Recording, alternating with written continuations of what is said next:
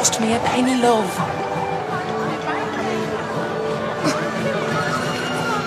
No school today. Ladies, to your work. There's no schoolroom today. No teacher come in. Oh, right, Mr. Stanford. They can play out. But it's cold.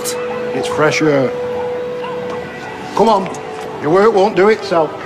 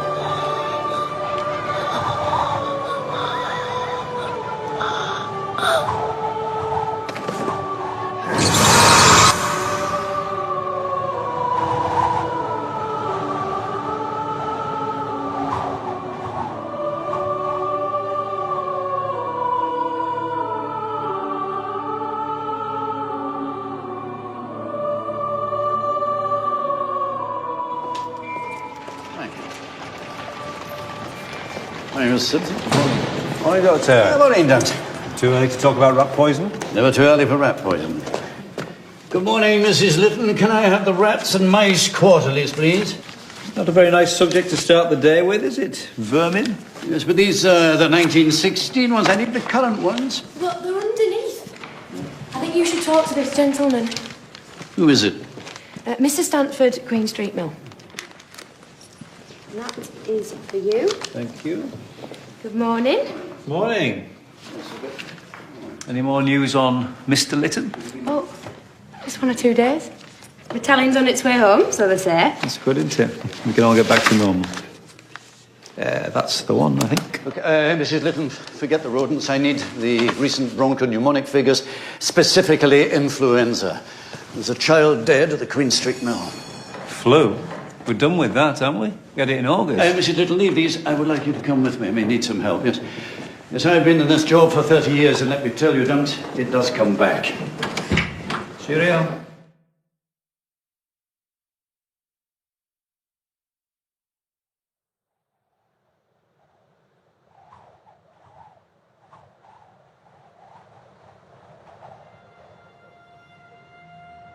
They would normally be in school. We have a little schoolroom for them, but the teacher's sick. The teacher's sick? Since when? Since today. How was the teacher yesterday? How should I know? I need you to find out, Mr. Stanford. Indeed, I need you to find out a number of things. Let's start with the lavatories. The lavatories.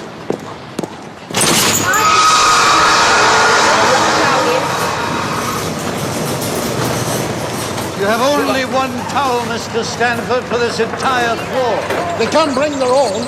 And how many do it? How many is that one towel supposed to go around? Now, you must have read my most recent pamphlet, otherwise you wouldn't have known who to telephone. Did you read the bit about common towels spreading infection?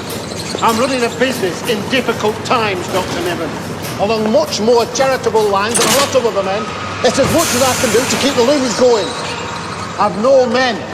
I've had no men for 4 years. This is the lady. What's her name? What's your name? Mrs. Halston. What's your daughter's name, Mrs. Holston? Ellen. Mrs. Holston, I have to ask you 1 or 2 questions so that other mothers don't go through this. How long was Ellen ill? Came on this morning. Right as rain yesterday night. Have you had other visitors in the house? Uncle Frank came back from France last night. And how's her Uncle Frank? I don't know. Mrs. Holston, I have to ask you if I can take Ellen's body away with me. What?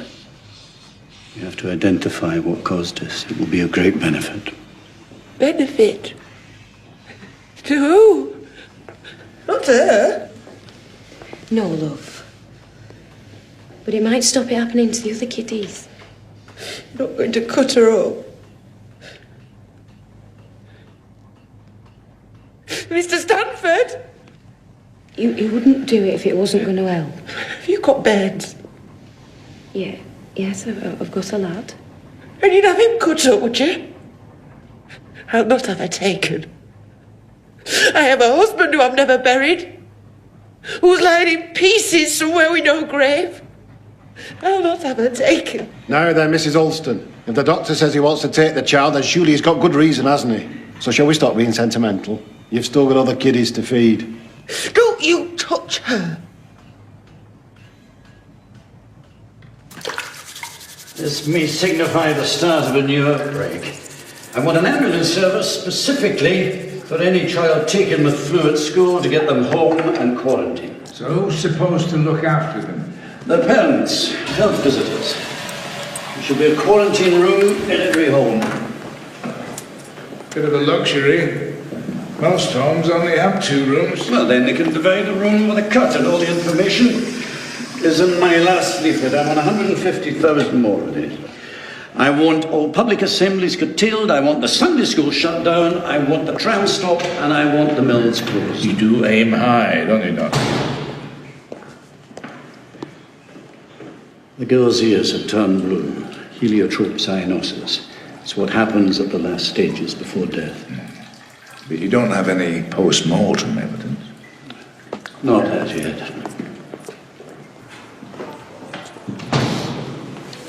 What are the figures? We only have confirmed figures from 2 weeks ago. What are they? 9 deaths from influenza, 9 from pneumonia, 6 from bronchopneumonia, 9 from bronchitis. In a population of 1 million, including Salford, which I suppose we must.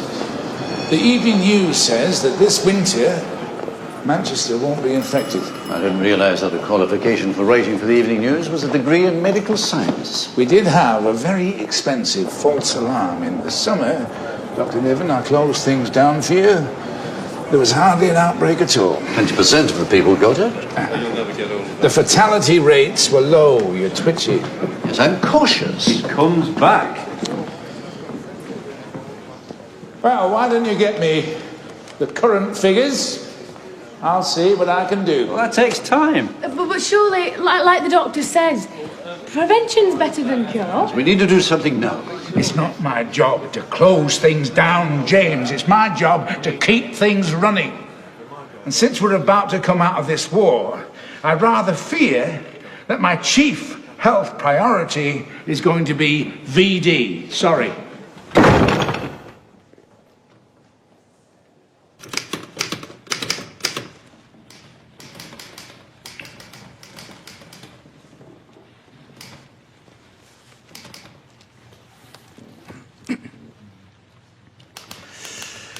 You'll be wanting some leave, I expect, for when Mr. Lytton comes home? 3 days enough? Are you sure? Well, thank you, Doctor. That's more than enough. Only I wonder if you would wait a little later this evening. Oh, I see. Yes, but it's just that Dunks is doing door-to-door around a hospital for figures. I want some frequency curves by tomorrow morning. I need something to persuade Mr. O'Donnell. This is really serious, isn't it? Oh, no, you'll be fine. You'll be fine. You're fairly fit. You had it in August. It's the vulnerable who'll suffer. When the Russian flu broke out long before you were born, Mrs. Lytton, I was just a young doctor just down from Scotland. We did what we could, but we knew very little. An awful lot of children died. But, of course, that was then. Right, what time is it? A little after 6. That's when I'm going to catch the last London train. What? Back as soon as possible. I want to ask an old friend about something. Oh, and chin up, Mrs. Litton. We're going to nip this thing in the bud.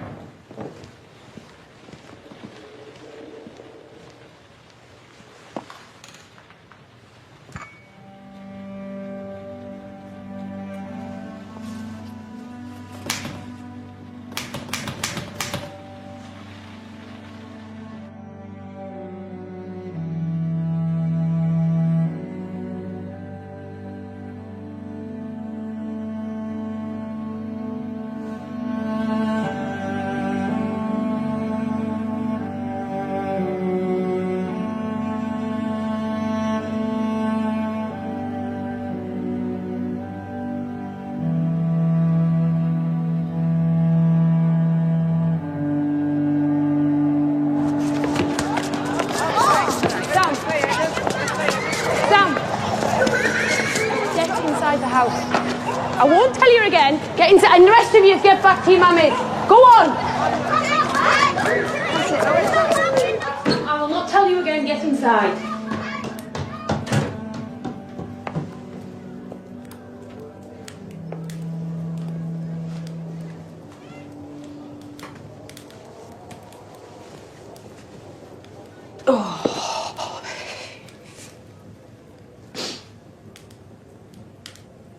What's up with you? Mrs. Flynn says your John's lot are back. They've stopped at Salford. Salford? Oh, Mum. Well, you could be walking back from there. When did she say that? This afternoon. Her lad sent her a letter. They're keeping them in Salford a few more days.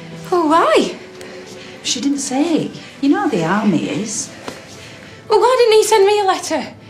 And why on earth are they keeping them? God, the war's over, isn't it? It's only paperwork or something. You've hardly had him here the last 4 years, love. Your John will be late to his own funeral. Oh, will you stop saying that, Mum?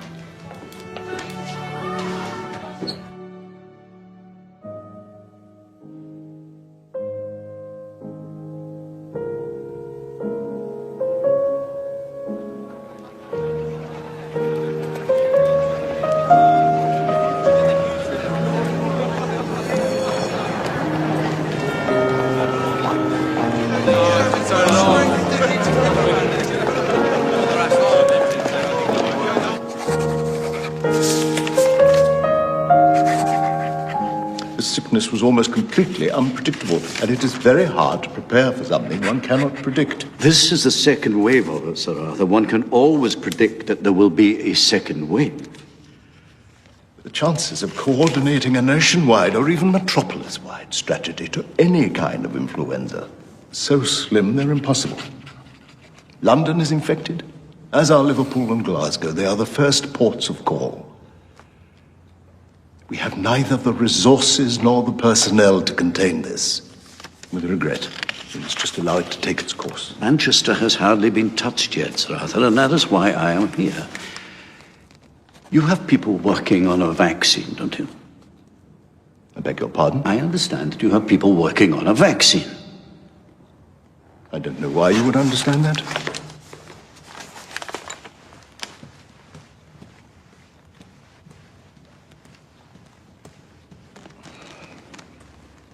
It'll be some weeks before the trials are undertaken. By that time, this outbreak will have passed over. We can run trials in Manchester now, Sir Arthur. We can preempt it. We can stop it before it starts. James, you're right. This is a little more severe than the normal yearly flu, but it will run itself out. And it's nothing compared to what we in public health have been through in this war. I suggest sticking to the sanitary measures outlined in my latest memorandum. Stop men spitting in the streets, ventilate the assembly rooms, and do what you can in general to keep people away from one another. Never mind the vaccine. That'll be the armistice. Well, James, there we are. How are we supposed to keep people away from one another now?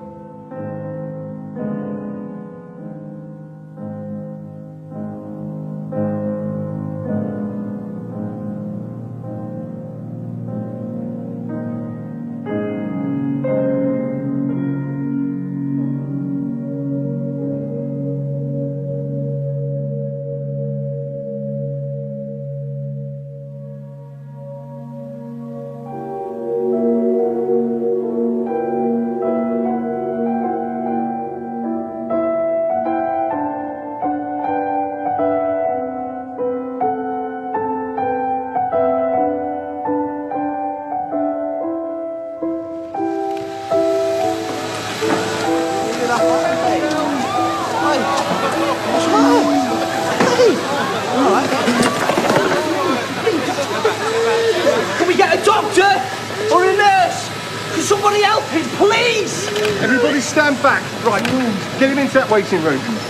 Don't touch the skin. Just the tunic. Careful. Just the tunic, not the skin.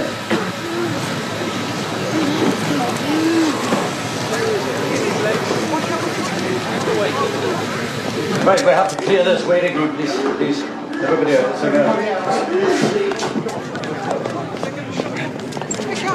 We need to isolate him.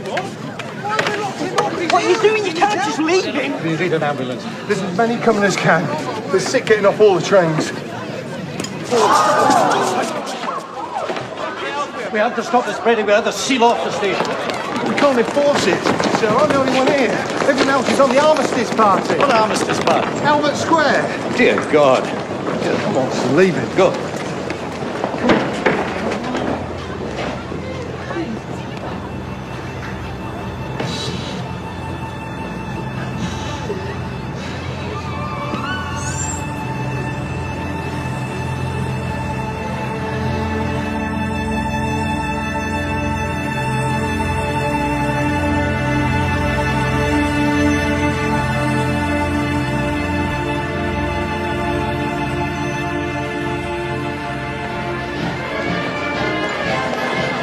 Mr. O'Donnell.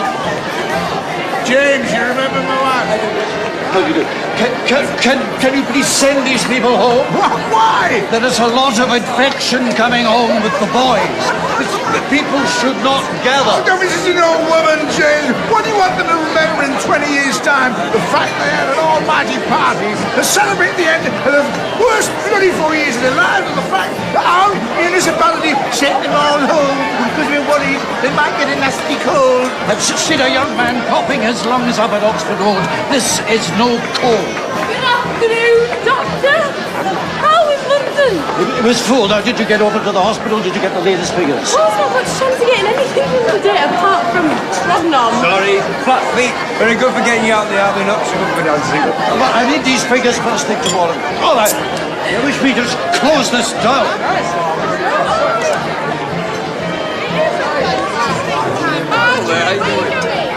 Hey, cheers! And down you go.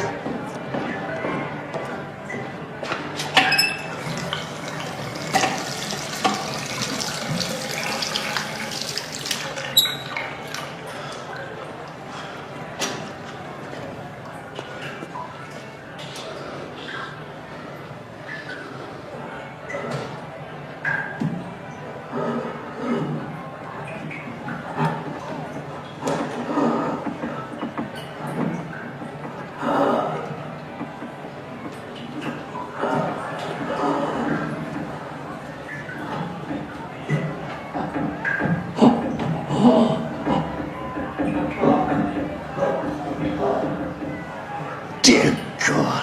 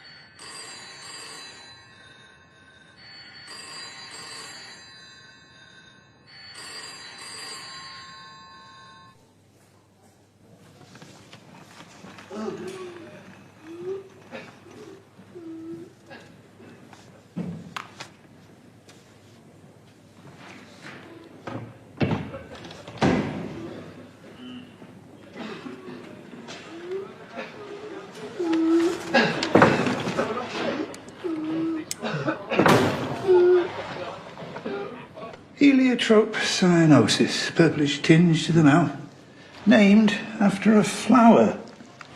My mother has purple hydrangeas in her garden. I can't look at them now. Seems to be completely starved of oxygen. Yeah. And we should expect to see the usual Pfeiffer bacillus influenzae and... Oh, God, smells like gangrene. yeah. His lungs should be white. Well, look, they're full. He's drowned him. It's the worst I've ever seen. Not even the Russian flu could manage that. How old was he? 21. Just had a birthday, according to his papers. Strong as a cart horse on his demob report. And dead within 24 hours. Who knows what happened to him in France? Gas. No, I saw this boy off the London train. He hadn't suffered gas. No. This is something entirely new.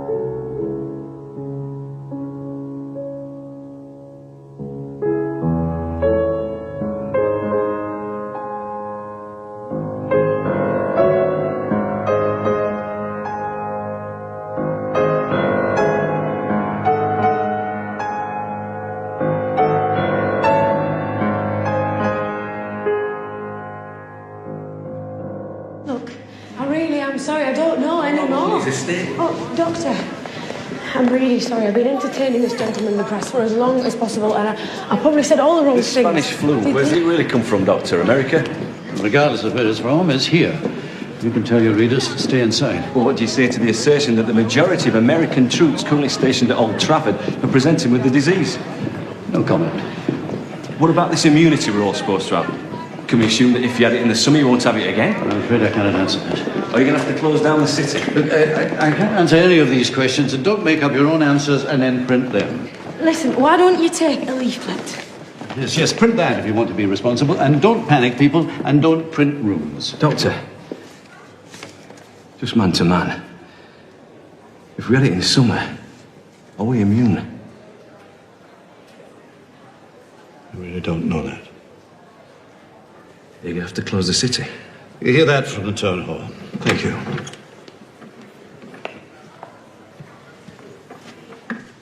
All families were swept away together, but this was indeed at the very height of the distemper. Time inured them to it all, and they ventured everywhere without hesitation, as I occasion to mention at large hereafter.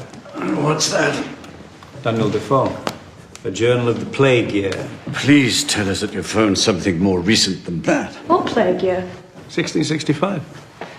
Oh, 1665? The epidemiology is quite accurate. The first spread of infection, then dormancy, during which people start to move about again, then a second spread, even worse than the first. Dr Niven was right. That was our first wave back in the spring. Wait, it's not plague, it's flu, isn't it?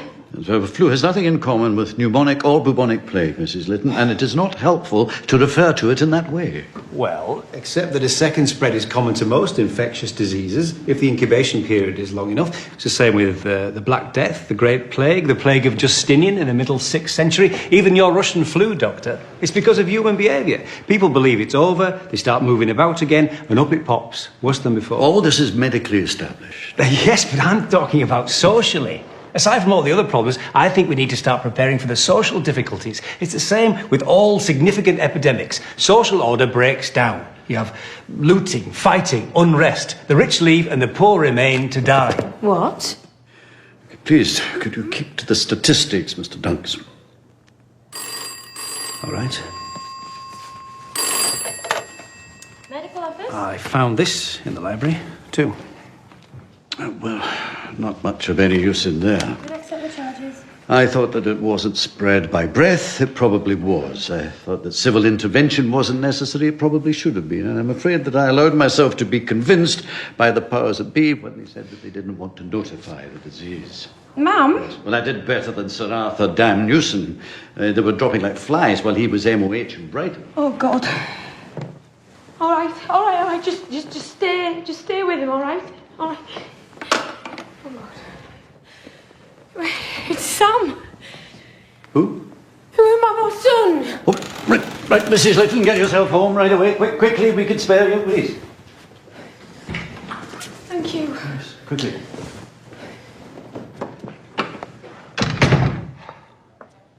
I don't want you talking about plague.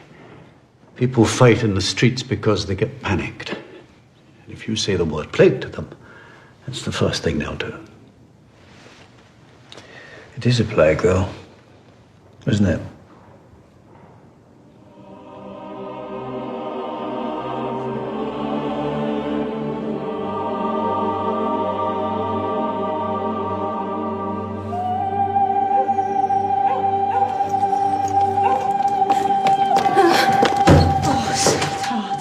Sweat.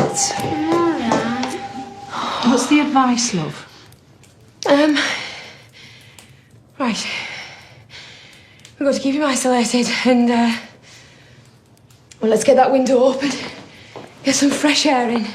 Weren't we to keep a fire going? Weren't we to keep it warm? I don't know, isn't that normal flu?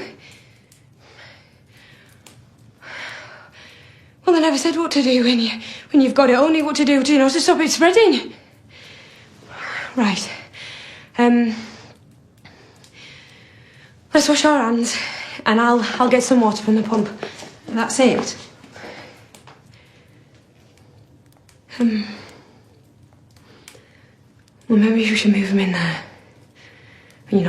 Let's get something to put a curtain up there, and we better stay in here. Maybe he needs a mask. Maybe we need a mask. Oh, Mum, I don't know.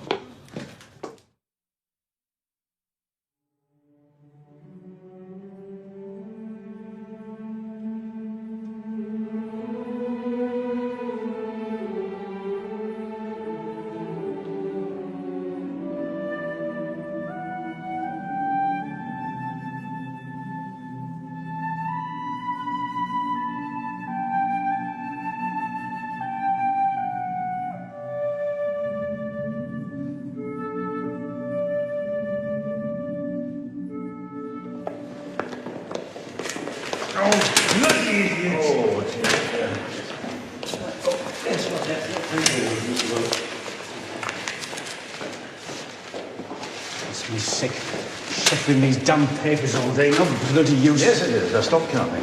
There's a woman down our street posts a white feather through our letterbox every week. You are not a coward. You've got flat feet. You stupid bloody clerk. Stop it, Mr. Dunks. This is your war, if you want to fight it.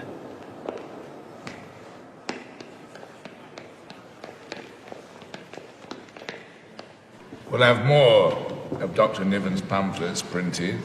We'll get disinfectant and coal to as many houses as we can. Hygiene and warmth are the best ways to prevent the spread of the illness. Those who are sick will have a shoulder to lean on, while the rest of us keep our heads down and carry on. Isn't that right, Dr. Niven? No, that is not what I've been telling you. We need to close the city. This pestilence spreads at about the same rate that a man can travel, and it spreads easily. We don't yet know how, but probably by direct contact, skin to skin, possibly by contact with infected materials, which we call fomites. Dirty handkerchiefs, anything with infected sputum or blood on it, any soiled clothes or fabric should be burnt straight away. Do you want everybody wandering around naked? No, they don't want folk wandering around at all. You want us all to stay at home, don't you? That's what you've told your pet journalists, isn't it? Yes, I want everybody in isolation. Close my cinemas. Cancel the trams. Cancel the trams, close the cinemas, shut the schools, the mills, the public houses. Help the hospitals deal with the patients that they have and not provide them with thousands more.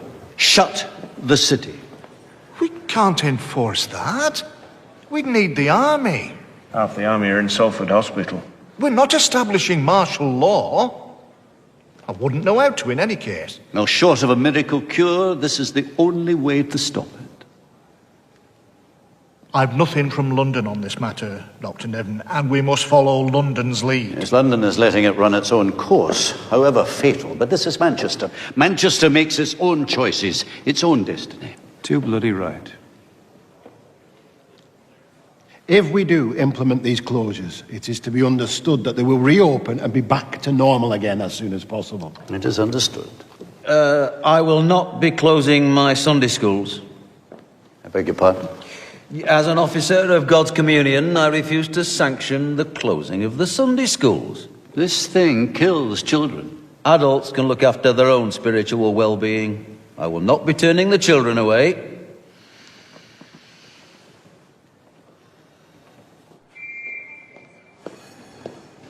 Don't look so depressed, James. They'll come round. When? When the children are dead? We need to isolate now, or this thing will get worse. We need to cut it off. We need to starve it to death. Mr. Gold has agreed to clear his cinemas. Well, that's good. For how long? Oh, 15 minutes between the shows. I asked for 30, but 15's enough to clear the air, isn't it? Well, what do you think? I think I'm doing my best, James. You can't isolate an entire city, even in the best of bloody times, and certainly not with no police force, the army away, and people will starve to death if they can't get into work. Look, be realistic. We're going to close most of the schools. You've got that. And the city will provide milk, sugar, and coal for sick families. When? Immediately. I'm not a monster, James. And how will we get it to them? I don't know. Door to door. We'll run out in 5 minutes. We cannot abandon people to their fates. We moved on from the days of the plague. We need a system. Well, you provide me with one then.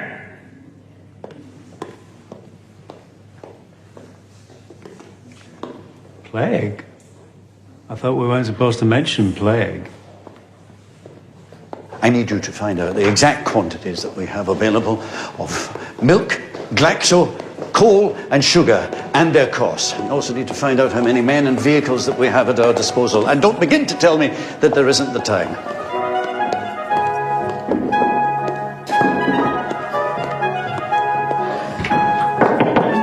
Meeting in the council chamber. I'm sure Mr. O'Donnell could spare you.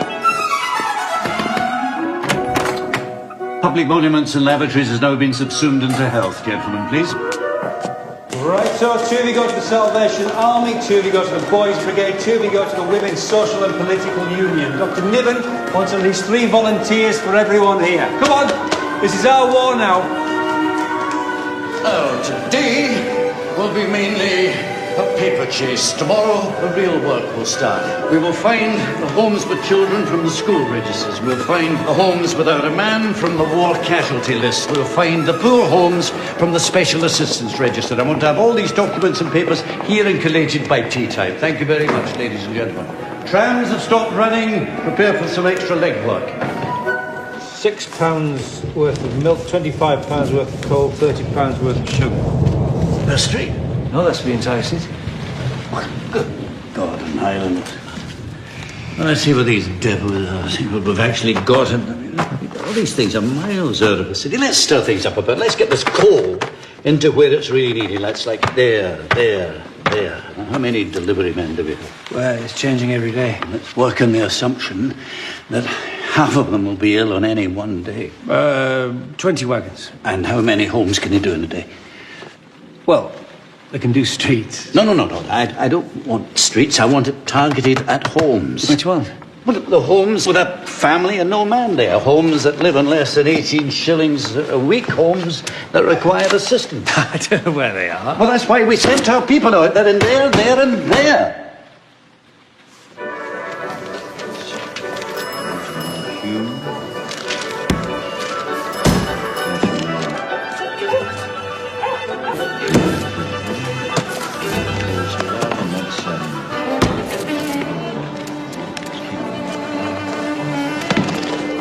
Masks are available for those who wish them.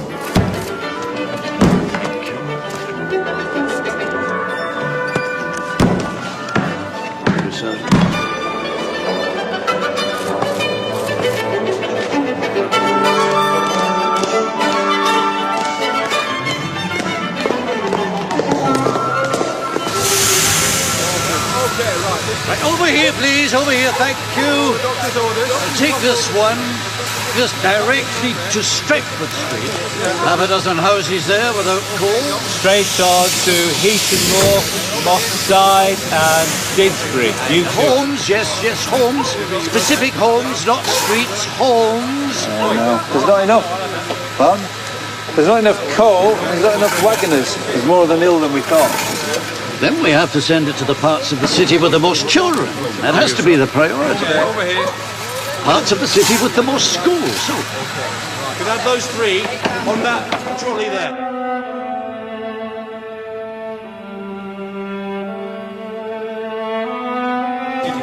yes, will you kindly pass on a message to Sir Arthur? Well, I'm terribly sorry to hear that, but yes, the message is that we are ready and anxious to conduct trials of the vaccine here in Manchester to stop this thing spreading from it.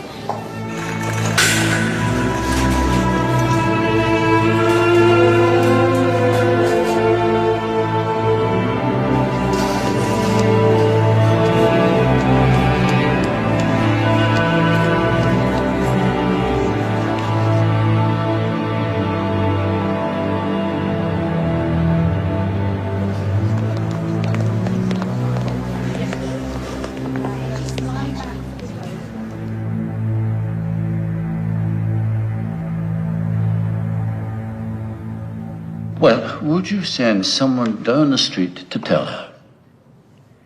No, I understand, but what is the point in me dictating a telegram? In what way is that different from you sending someone down the road with a message? Oh, yes, right, I understand. Mrs. Lytton, please come back to work, sickness permitting. Stop. Well, we've lost another 300 since Monday. And there's something else.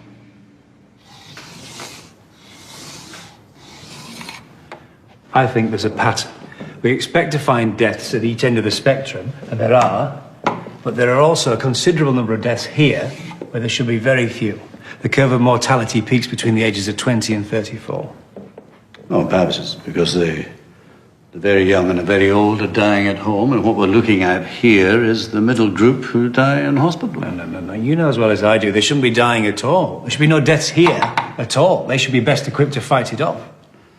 It doesn't make any sense for the young, fit, healthy. Well, troops often expire when they come back home. No, that wouldn't explain enough. No. Why are the strongest now the most vulnerable? Why are they now in the most danger? It's perverse.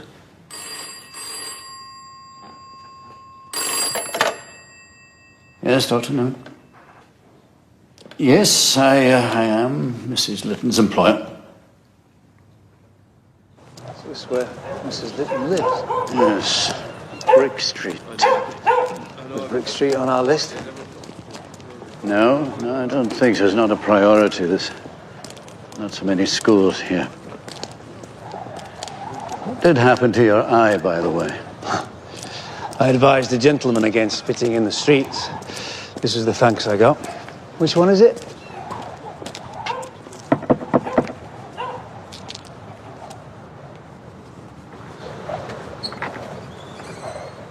Mrs. Lytton's house? Yes. I'm Dr. Niven. I received a telephone call. Is everything all right? You'd best come in.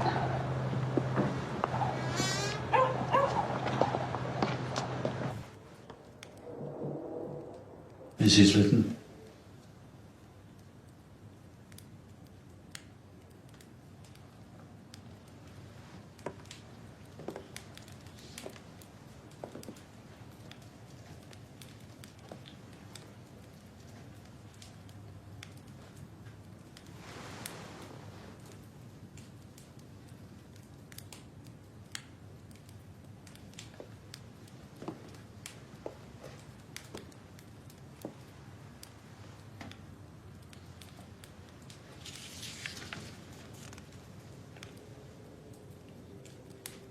You got all the way to Salford. I'm so sorry, Mrs. So sorry. Died day before yesterday. Apparently it were quick. They buried him already. Some of his pals buried him.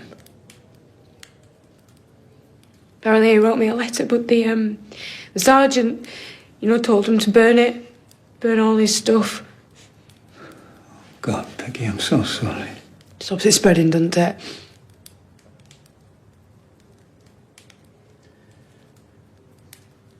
What did you do about soldiers, Doctor?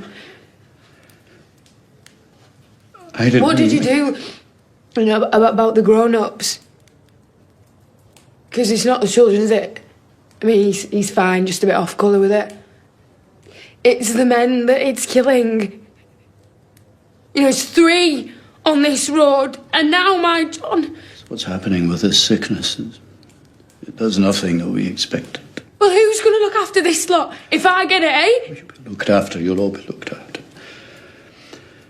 Well, the system is now in place. What bloody system? Well, your system might be working elsewhere, but it ain't working round here. I mean, have you been outside lately? Of course you bloody haven't. There's people starving behind their own front doors because no one will go anywhere near them. People are frightened. You're meant to be in charge. You're meant to know what to do. Peggy, the doctor's come all this way to see you. He only means well. Sorry.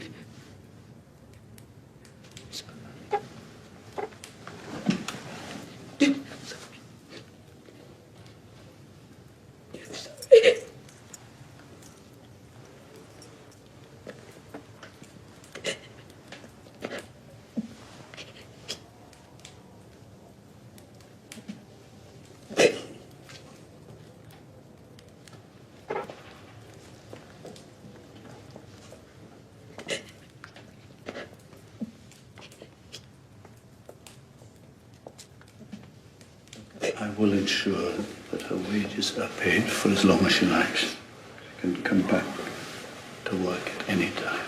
Thank you.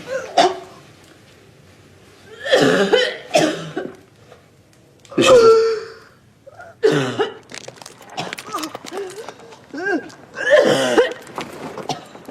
Take her to the Monsoon. Attention, Dr. Dickinson, if he himself is not ill. Tell him that she's incubated for query 3 days. Low bloods and fever, but no cyanosis yet. Thank you, driver.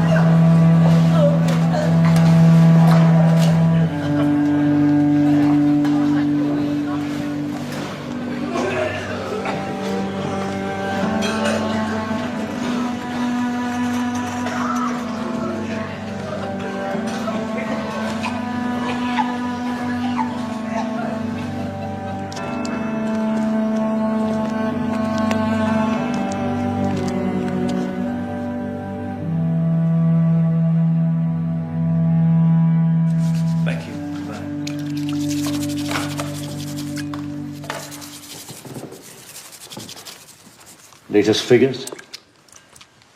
Coming in like clockwork now every damn day. Why didn't people give their figures a fortnight ago?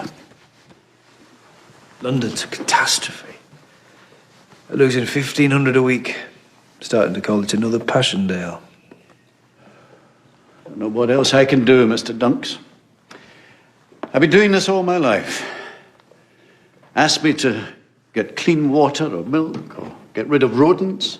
But even stop TB, I can do that. I've done that, but I can't stop this.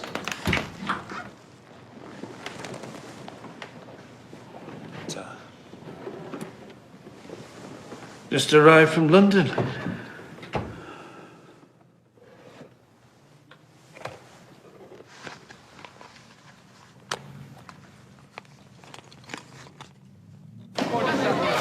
Doctor, limited stocks of prophylactic vaccine. Immediate distribution, please. Come with me.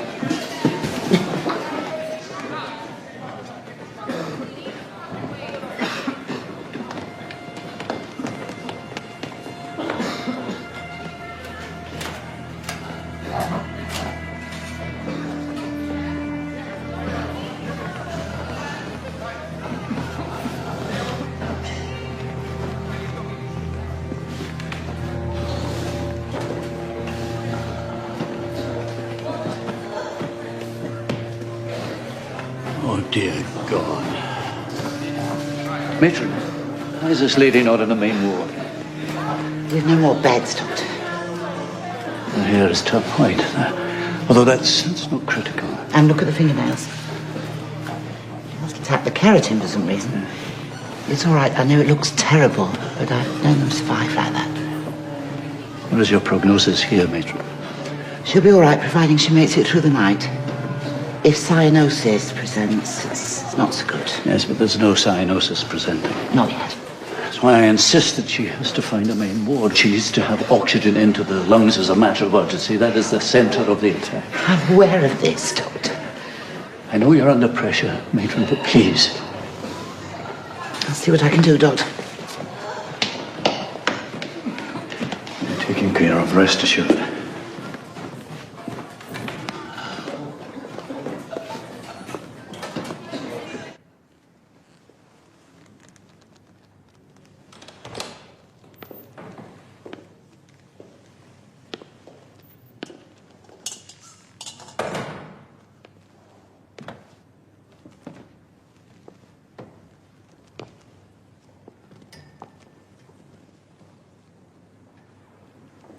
What is this disease doing?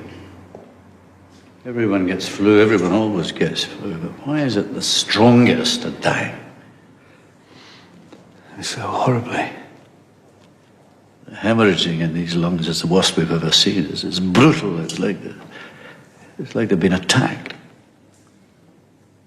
Well, illness is a battle, isn't it? It's a war. Has this last war been so destructive? Because it was a war of attrition? That's right. Because we have more horrible weapons, because each side was equally matched and couldn't overrun the other one without tearing itself to pieces. For the past 4 years, we've been pounding the same patch of ground into oblivion. Maybe the flu is like that. You mean the stronger the defences of the person it's invading, the bloodier the battle? It simply passes over the weak. It just overpowers them and moves on. But with the strong, it stays and fights to the death. It actually likes a fight.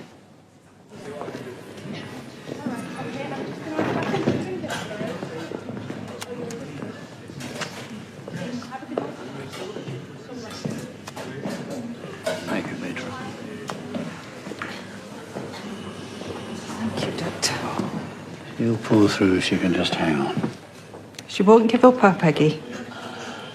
Not without a fight.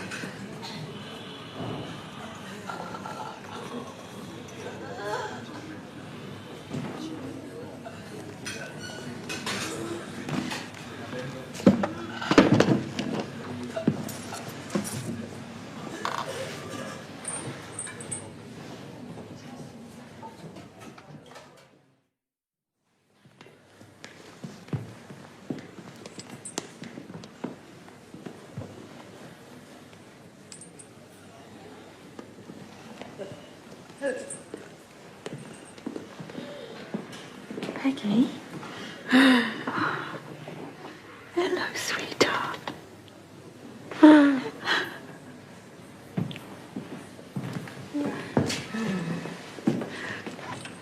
She's coming round. Hello, Peggy, my dear. Peggy, how are you feeling? John, my love. Come back.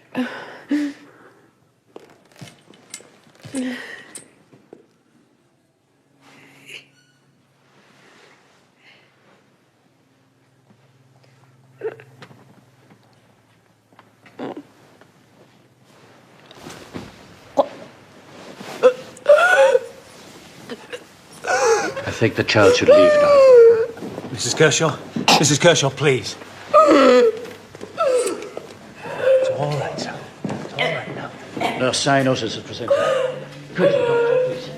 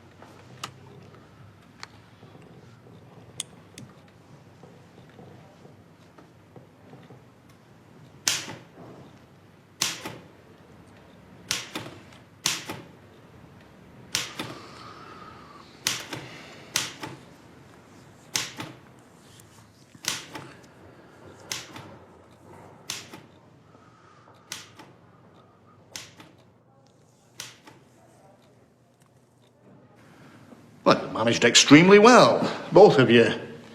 It's your efforts that have stopped Manchester going to hell, the way of Liverpool and London. How many have we dead?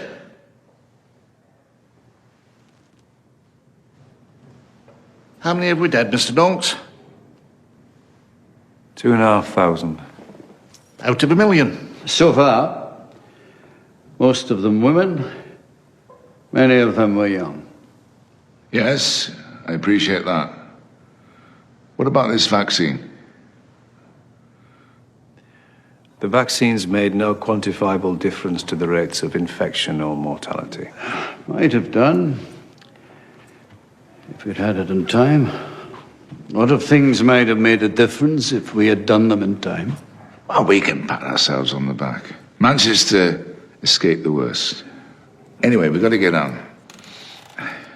We need to get this city moving again. Get the schools open. We think it's the right time to announce the end of the epidemic. The death rates have dropped. And we're stretched to breaking. It's nearly spring. We must get back to work.